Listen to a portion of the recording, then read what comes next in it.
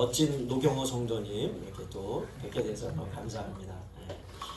임종수 권사님 이렇게 또 함께 해주셔서 너무 감사하고요. 대성이, 우리 대성이가 저렇게 총각이 돼서 왔습니다. 우리 대성이 아주 오랜만에 또 대성이 얼굴도 보게 돼서 너무 감사하게 생각합니다.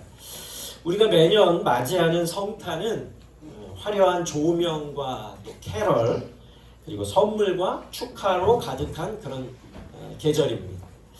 그러나 정작 성경이 전하는 첫 성탄의 모습은 놀라울 만큼 조용하고 때로는 어둡고 불편한 장면으로 시작됩니다.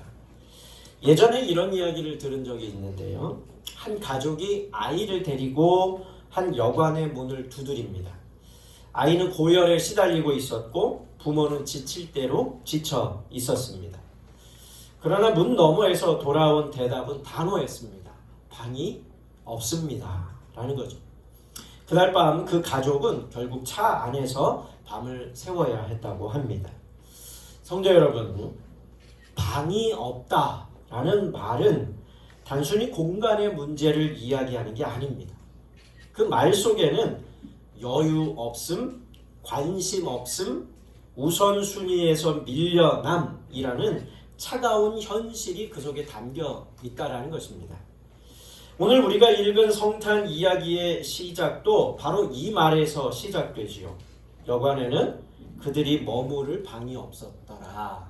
2장 7절의 말씀이죠. 그래서 아기는 포대기에 싸서 말 구유에 눕혀지게 됩니다.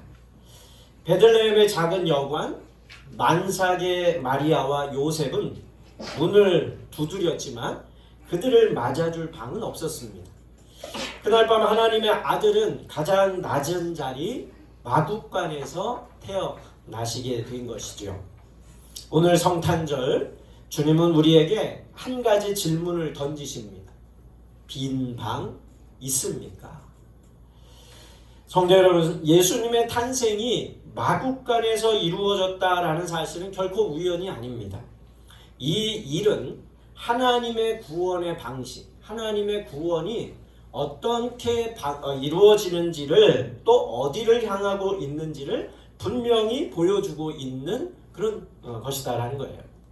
성경은 그 이유를 단순하게 전하지요. 손님이 많았기 때문이다 이렇게 전합니다. 여러분, 여관 주인은 악한 사람이 아니었습니다. 그는 그저 바빴고 이미 손님으로 꽉 차 있었고 여유가 없었을 뿐이다라는 거예요. 그러나 바로 여기에 문제가 있습니다. 악함이 아니라 바쁨이, 거절이 아니라 여유 없음이, 적대가 아니라 무관심이 하나님의 아들을 밀어냈다라는 것이에요. 예수님은 세상의 중심에서 태어나지 않으셨습니다. 권력의 자리에서도 또 종교의 심장부인 예루살렘 성전에서도 왕궁에서도 태어나지 않으셨습니다. 짐승들이 머무는 마구간, 사람들의 시선에서 밀려난 그 자리를 하나님은 스스로 선택하셨다라는 것입니다. 왜 그럴까요? 하나님은 처음부터 가장 낮은 자리에서 시작하심으로 이 세상에서 가장 낮은 자리에 있는 사람들과 함께 하시기 위함이다라는 거예요. 가장 낮은 자리에 있어야 모든 사람과 함께 할 수가 있습니다.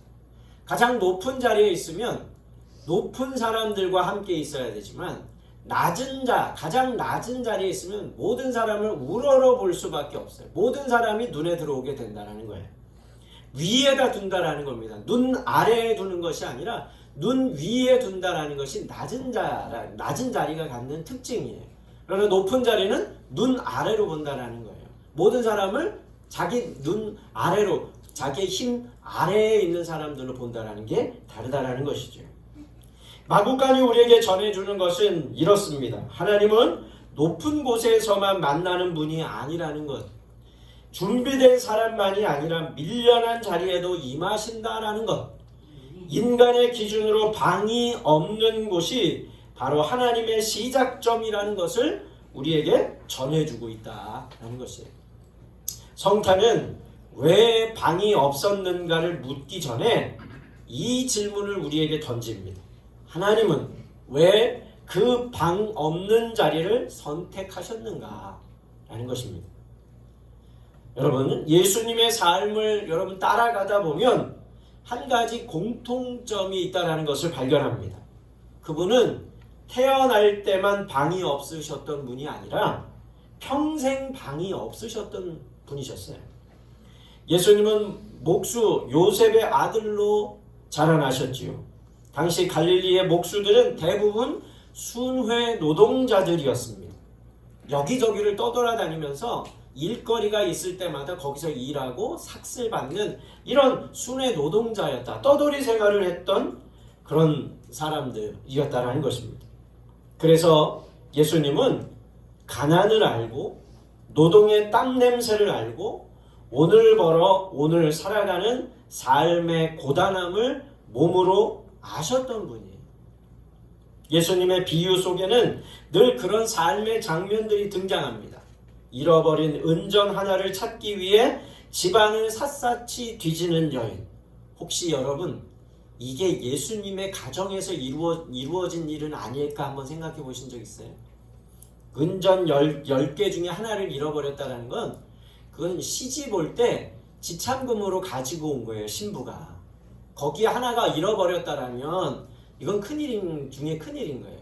그러니 어린 예수가 어머니 마리아가 가져온 그것을 어머니가 열심히 찾는 것을 혹시 본 것을 이후에 비유의 말씀으로 하신 것은 아닌가 생각해 볼 수가 있습니다. 하루 품삯을 기다리는 포도원 품꾼, 빚진 자, 또 병든 자, 밀려난 자들 등등 이런 비유들은 책상 위에서 만들어진 이야기가 아니다라는 거예요. 예수님이 매일 보고 매일 듣고 살아낸 그런 현실이었다라는 것입니다. 그래서 예수님은 이렇게 말씀하실 수 있었습니다. 여우도 굴이 있고 하늘의 새도 보금자리가 있으되 사람의 아들 인자는 머리 둘 곳이 없다. 이렇게 말씀하시죠. 그분은 단 한 번도 편안히 머무를 방을 자신의 것으로 삼으신 일이 없으셨습니다. 자신의 소유가 없으셨다라는 거예요. 그 이유는 단 하나입니다. 우리의 고통 속으로 끝까지 들어오기 위함. 그것이 예수님께서 그렇게 하신 이유다라는 것입니다. 사랑하는 성도 여러분, 예수님의 이야기는 과거에서 끝나지 않습니다. 그분은 지금도 우리에게 다가오십니다. 예수님은 마지막 심판의 비유에서 이렇게 말씀하시지요. 너희가 여기 있는 형제 중에 가장 보잘것없는 사람 하나에게 해준 것이 곧 나에게 해준 것이다. 이 말씀은 이렇게 바꿔 말할 수 있습니다. 그 사람이 바로 나다라는 것이에요. 내 주변에 있는 나보다 힘없는 사람들, 그리고 누군가의 손이 없어서는 일어설 힘조차 없는 사람들, 그 사람이 어쩌면 예수님일 수 있다는 것입니다. 지금도 예수님은 가난한 이웃의 모습으로, 외로운 노인의 모습으로, 지친 노동자의 모습으로, 또 상처 입은 청년의 모습으로 우리의 문 앞에 서 계신다라는 것입니다. 그리고 묻고 계시죠. 빈 방